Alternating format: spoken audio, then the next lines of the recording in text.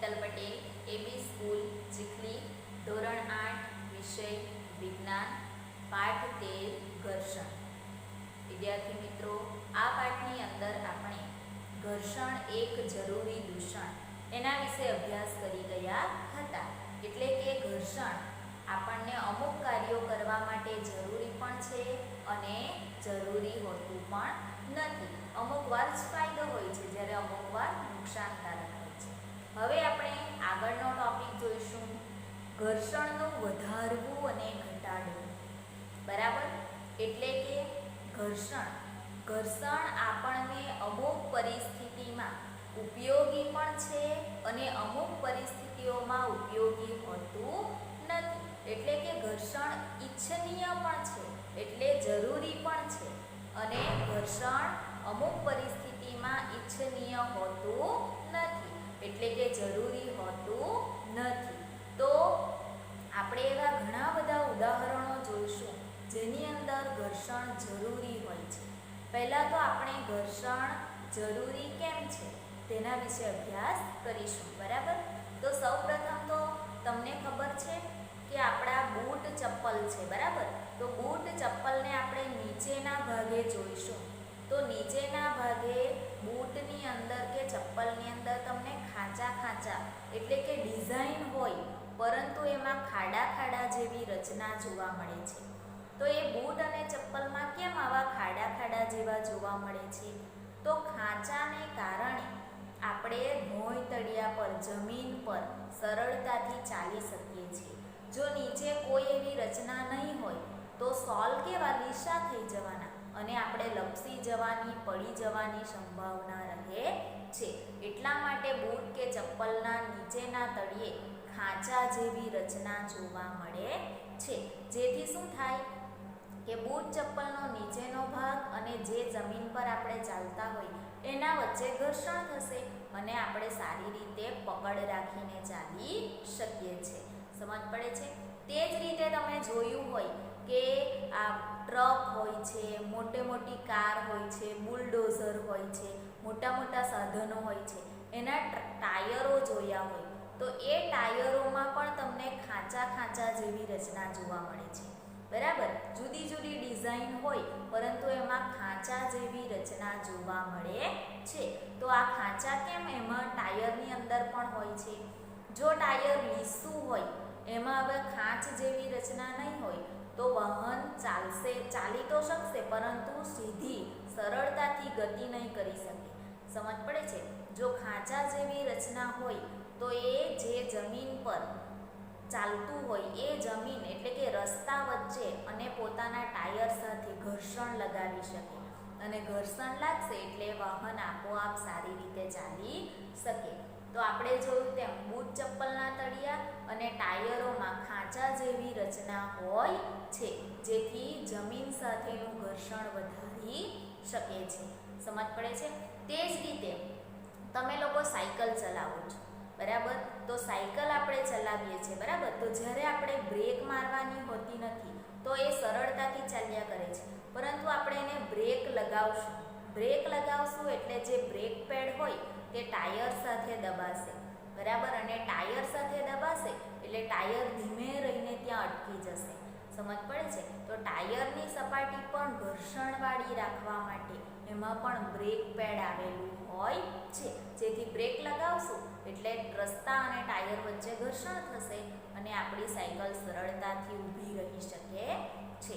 બરાબર, તે જ રીતે તમે રમતના મેદાનમાં કબડ્ડી રમતા ખેલાડીઓને જોયા હોય, બરાબર, તો કબડ્ડી રમતા ખેલાડીઓ શું કરે છે? પોતાના હાથ પર માટી ઘસી દે છે, બરાબર, માટીવાળા જમીન પર રમતા હોય તો માટી ઘસી દેશે, જેથી શું થાય? પોતાના હાથની સપાટી ખરબચડી બનશે, બરાબર, અને એ સામેવાળાને હાથની સપાટી ખરબચડી બનવાની, આથી પોતાની સામે જે વિરોધી ખેલાડી છે તેને સરળતાથી પકડી શકશે, બરાબર, કારણ કે જો સપાટી ચીકણી હોય તો સામેવાળાને પકડશું તો આપણો હાથ એના હાથથી છૂટી જવાનો, બરાબર, હાથ છૂટી જશે તો એ પછી બચી જશે। એટલા માટે શું કરવામાં આવે? માટી લગાવવામાં આવે, જેથી એ સામેવાળા ખેલાડીને સરળતાથી પકડી શકશે। બરાબર, માટી લગાવવાથી સપાટી કેવી થઈ જાય? ખરબચડી થઈ જશે. સમજ પડે? તે જ રીતે કસરત કરતા ખેલાડીઓને જોયા હોય, કસરતબાજ તરીકે ઓળખવામાં આવે. કસરતબાજ લોકો પણ શું કરે છે? પોતાના શરીર પર ખરબચડો એટલે કે બરછટ પદાર્થ, બરછટ એટલે કેવો કે આપણે લગાવશું તો આપણને ઝીણી ઝીણી કણી કણી જેવું લાગશે. બરાબર, બરછટ ખરબચડો પદાર્થ જેવો આવે તે લગાવી દેશે, જેનાથી શું થાય? સામેવાળાને પોતે સારી રીતે પકડી શકે અને પોતાનો પણ બચાવ કરી શકે. તો આપણે આ બધું જોયું કે બૂટ ચપ્પલના તળિયા ખરબચડા હોય છે, ખાંચાવાળા હોય, ટાયરો ખાંચાવાળા હોય છે. ત્યાર પછી આપણે જોયું કે બ્રેક પેડમાં પણ એ રીતની પ્રણાલી હોય છે. બરાબર, કબડ્ડી રમતા ખેલાડીઓ પણ શું કરે છે? માટીવાળા હાથ કરી નાખે છે. બરાબર, તો આ બધી ક્રિયાઓ માટે ઘર્ષણ હોવું જરૂરી હોય છે. બરાબર, તો જ આપણે સારી રીતે એને કરી શકીએ છીએ. પરંતુ બીજી બાજુ જોવા જઈએ તો ઘર્ષણ નુકસાનકારક પણ છે. નુકસાનકારક એટલે એવું નુકસાન નહીં, પણ આપણને જરૂરી હોતું નથી. તો કયા ઉદાહરણો આપણે જોઈએ જેમાં ઘર્ષણ નહીં હોય તો પણ ચાલે? તો આપણને ખબર જ છે કે આપણે ઘરે કેરમ રમતા હોઈએ છીએ. શું? કેરમ. બરાબર, તો કેરમ રમતા હોઈએ તો આપણને ઘર્ષણ વધારે જોઈશે કે ઓછું જોઈશે? એટલે કે કેરમની જે કેરમ બોર્ડ હોય છે, તો કેરમ બોર્ડ પર જે કૂકી મૂકી છે તો તે આપણે એના ઉપર પાવડર છાંટીએ છીએ. બરાબર, તો એ પાવડર આપણે વધારે છાંટશું કે ઓછો છાંટશું? આપણે શું કરશું? પાવડરને વધારે છાંટશું અને કેરમ બોર્ડની સપાટી છે તેને લીસી બનાવશું. સમજ પડે છે? લીસી બનશે એટલે આપણે સ્ટ્રાઈકર દ્વારા જે કૂકી મારશું તે કૂકી સીધી ક્યાં જશે? કાણાની અંદર જશે, હોલની અંદર જશે. સમજ પડે છે? જો સપાટી ખરબચડી હશે તો આપણે જે કૂકી મારશું તે અડધે સુધી જ પહોંચશે. આટલા માટે કેરમ બોર્ડ જ્યારે રમીએ ત્યારે આપણે ઘર્ષણની જરૂર પડતી નથી, ત્યારે આપણને લીસી સપાટીની જરૂર પડે છે. સમજ પડે છે? તે જ રીતે આપણા ઘરે દરવાજાઓ હોય છે. બરાબર, તો દરવાજાઓ આપણે ઘણા વખતથી આપણે ખોલ બંધ કરીએ તો અમુક લાંબા સમય પછી દરવાજામાંથી આપણને કીચુડ અવાજ આવવા લાગે છે. અવાજ આવવા લાગે છે ને, તો એ અવાજ કેવો હોય છે? કર્કશ હોય છે, આપણને ગમતો હોતો નથી. તો એ અવાજને બંધ કરવા માટે, એ અવાજમાં ઘર્ષણ થાય છે, ઘર્ષણ એટલે એકબીજા સાથે ઘસાય છે એટલે એવો અવાજ ઉત્પન્ન થાય છે. બરાબર, તો એ અવાજને બંધ કરવા માટે આપણે દરવાજાઓ હોય તો ત્યાં આપણે ગ્રીસ અથવા તો ઓઇલ, તેલ, બરાબર, તેને આપણે પૂરીએ છીએ. તો એ જે મેઇન એના શું કહેવાય? મિજાગરા. બરાબર, દરવાજાઓને જોડવા માટે જે મિજાગરા આવેલા હોય છે, મિજાગરામાં તેલ નાખવામાં આવે. તેલ નાખશું. તેલ શું છે? એક ઊંજણ તરીકે કામ કરે છે. બરાબર, અને તેનાથી એ અવાજ આવતો બંધ થઈ જશે. બરાબર, તો અહીંયા આપણને ઘર્ષણની જરૂર હોતી નથી. બરાબર, તે જ રીતે તમે આગળ બીજા ઉદાહરણો પણ જોઈ શકો છો. બરાબર, કે આપણે ઉદાહરણ લઈએ કે આપણે વાહનો હોય, કે આપણી સાયકલ હોય કે ગાડી હોય. બરાબર, તો આપણે સર્વિસ કરાવીએ છીએ. સર્વિસમાં શું થાય કે એ લોકો જે બે વાયર જોડાયેલા હોય, બરાબર, તો એની સાથે બ્રેક હોય, તો એ બધામાં એ લોકો શું કરે? ગ્રીસ છે, તેલ છે, ઓઇલ છે, ગ્રેફાઇટ છે, એ બધું પૂરવામાં આવે, જેથી બ્રેક સરળતાથી લાગશે, વાહનોમાંથી અવાજ આવતો ઓછો થશે. બરાબર, તો આ બધા ઉદાહરણો દ્વારા આપણે એ સમજી શકીએ કે ઘર્ષણ હોવું જરૂરી પણ છે અને અમુક કાર્યની અંદર ઘર્ષણ નહીં હોય તો પણ ચાલી જાય છે. સમજ પડે? તો આપણે આવા પાઠ્યપુસ્તકમાંથી અત્યારે જે ઉદાહરણો જોયા તેને પાઠ્યપુસ્તકમાંથી ડિટેલમાં સમજીએ કે શું શું કહેવા માંગે છે. ચાલો પાઠ્યપુસ્તકમાં પેજ નંબર 151, ઘર્ષણનું વધારવું અને ઘટાડવું. આ ઓલરેડી આપણે અત્યારે જ સમજી ગયા છે. ફરી પાછું પાઠ્યપુસ્તકમાંથી જોઈએ. અગાઉના વિભાગમાં જોયું કે અમુક પરિસ્થિતિમાં ઘર્ષણ ઇચ્છનીય હોય છે. આગળ આપણે જોયું કે અમુક પરિસ્થિતિ હોય જેનામાં આપણને ઘર્ષણ થાય એ જરૂરી હોય છે. શું તમે ક્યારેય વિચાર્યું છે કે તમારા બૂટ ચપ્પલના સોલ ખાંચાવાળા કેમ હોય છે? બૂટ ચપ્પલની ભોંય તળિયા સાથે ટીક કરો જોઈએ. બૂટ ચપ્પલમાં સોલ કેમ ખાંચાવાળા હોય છે? અહીંયા તમે આકૃતિમાં જોઈ શકો. આ તમે નીચેનો ભાગ છે બરાબર, તે ખાંચાવાળો જોવા મળે છે. તો કેમ ખાંચાવાળો હોય? તો બૂટ ચપ્પલની ભોંય તળિયા સાથે વધારે સારી રીતે પકડ રહે તે માટે આવું કરવામાં આવે છે, જેથી તમે સલામત રીતે ચાલી શકો. મેં તમને કીધું તેમ જો ખાંચાવાળા હોય બરાબર, તો ખાંચાવાળા સોલ હોય તો એ ભોંય તળિયા સાથે વધારે સારી રીતે પકડ બનાવીને આપણે ચાલી શકીએ. તે જ રીતે કાર, ટ્રક અને બુલડોઝરના ટાયર પણ ખાંચાવાળા હોય છે, જેનાથી રસ્તા સાથે તેમની પકડ વધુ સારી રીતે રહે છે. અહીંયા તમે આકૃતિ જોઈ શકો છો બરાબર, કે આ તમને ખાંચાવાળી રચના જોવા મળે છે. ચાલો આગળ. વાહનો અને સાયકલની બ્રેક પ્રણાલીમાં એટલે કે સિસ્ટમમાં બ્રેક પેડનો ઉપયોગ કરીને આપણે જાણી જોઈને ઘર્ષણમાં વધારો કરીએ છીએ. જ્યારે તમે સાયકલ ચલાવો છો તો તેના બ્રેક પેડ પૈડાને સ્પર્શ કરતા નથી, પરંતુ જ્યારે તમે બ્રેક લીવરને દબાવો છો ત્યારે આ પેડ ઘર્ષણને કારણે પૈડાની કોર એટલે કે ગતિને રોકી દે છે.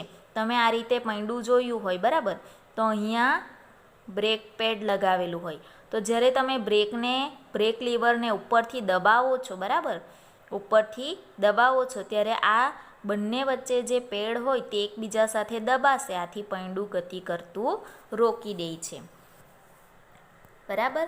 તમે એ પણ જોયું હશે કે કબડ્ડીના ખેલાડીઓ ટીક કરો, કબડ્ડીના ખેલાડીઓ પોતાના હાથ પર માટી ઘસે છે, જેથી તેઓ પોતાના વિરોધીઓને વધારે સારી રીતે પકડી શકે. હાથ પર માટી ઘસવામાં આવે તો હાથ માટી સાથેનું ઘર્ષણ વધી જાય છે બરાબર, આથી સામેવાળાને આપણે સરળતાથી પકડી શકીએ છીએ.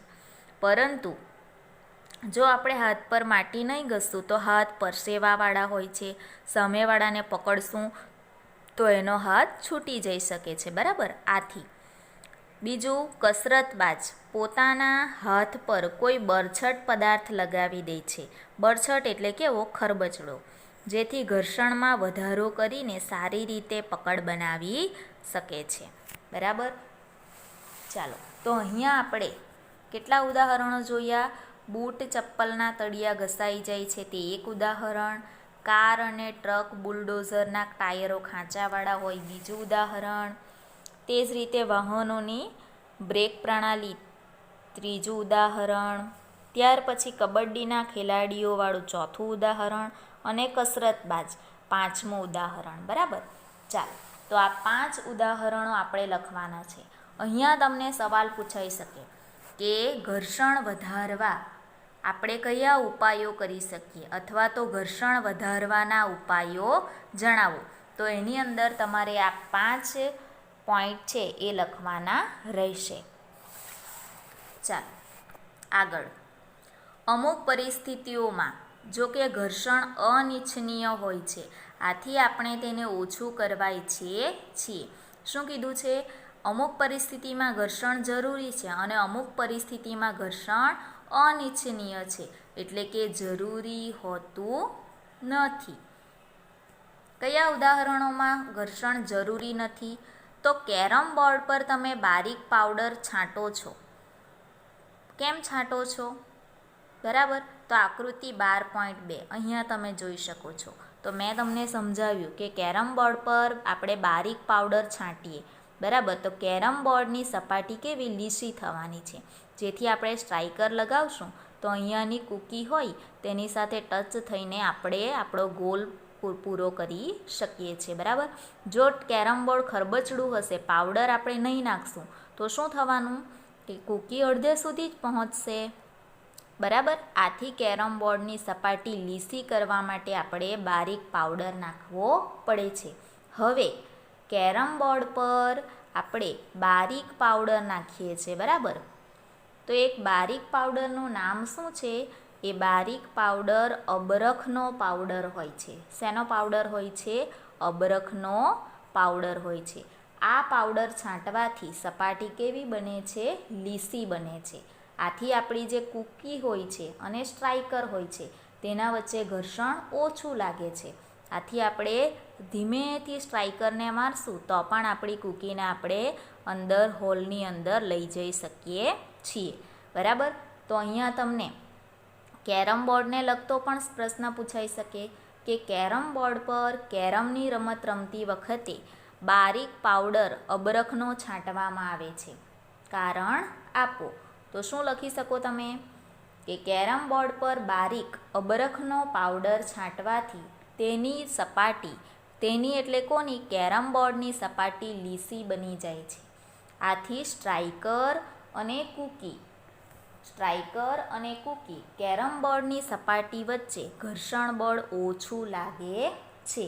આથી કૂકીઓ કેરમ બોર્ડ પર આપણે ઓછા બળથી મારીશું, એટલે કે આપણે ધીમેથી મારીશું તો પણ આપણે એને કાણામાં લઈ જઈ શકીએ છીએ. તો આ રીતે કેરમ બોર્ડ પર અબરખનો પાવડર એ ઘર્ષણ બળ ઓછું લગાવી શકે છે. બરાબર. ચાલો આગળ જોઈએ આપણે. જ્યારે દરવાજાના મિજાગરામાં તેલના થોડા ટીપાં નાખો છો ત્યારે દરવાજો સરળતાથી હલનચલન કરે છે. સાયકલ તથા મોટરના કારીગરો આ મશીનોના ગતિશીલ ભાગો વચ્ચે ગ્રીસ લગાવે છે. શું લગાવે છે? ગ્રીસ. ઉપરના બધા કિસ્સામાં કાર્યક્ષમતાને વધારવા માટે એટલે કે ઘર્ષણને ઓછું કરીએ છીએ. જ્યારે તેલ, ગ્રીસ કે ગ્રેફાઇટને મશીનના ગતિશીલ ભાગો વચ્ચે લગાડવામાં આવે છે. ટીક કરો. સાને લગાડવામાં આવે? તેલ, ગ્રીસ અને ગ્રેફાઇટને. ત્યારે ત્યાં એક પાતળું સ્તર બને છે અને ગતિશીલ સપાટીઓ સીધી એકબીજા સાથે ઘસાતી નથી.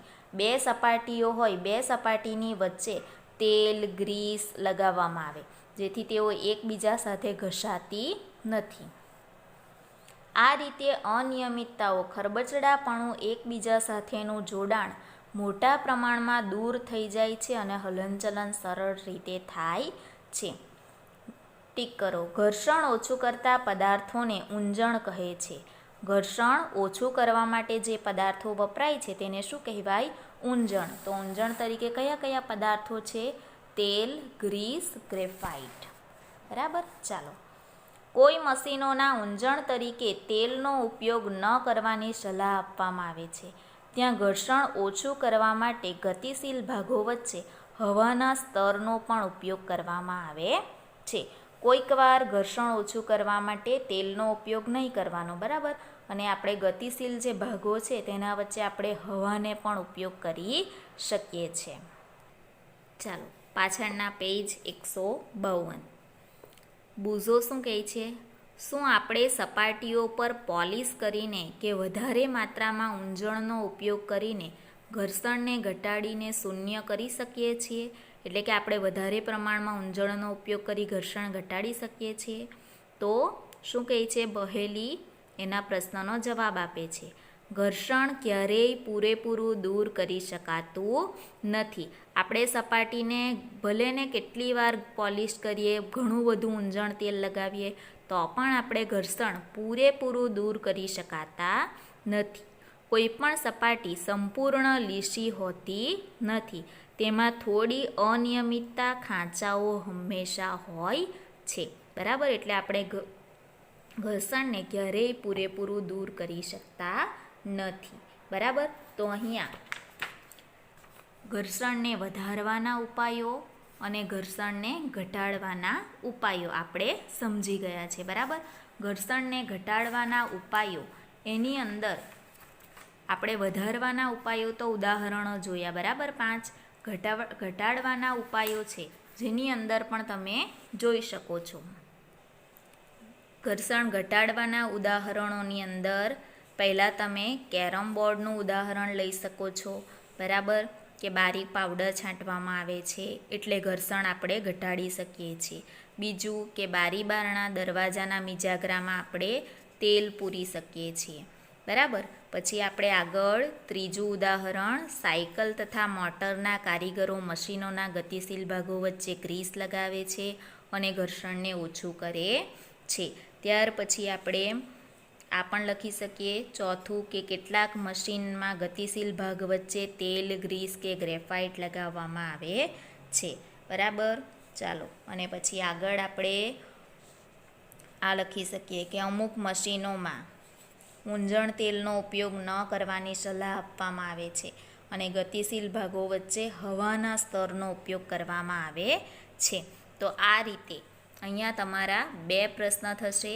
ઘર્ષણ વધારવાના ઉપાય અને ઘર્ષણ ઘટાડવાના ઉપાય જણાવો. તો પીડીએફની અંદર પ્રશ્ન મોકલાવીશ, જેના તમારે આન્સર લખવાના રહેશે. બરાબર. આ પ્રશ્નનો જવાબ જાતે લખવાનો છે. જ્યારે એના પછીની પીડીએફ મોકલીશ તેમાંથી તમારે એને ચેક કરવાનું રહેશે. Okay, thank you.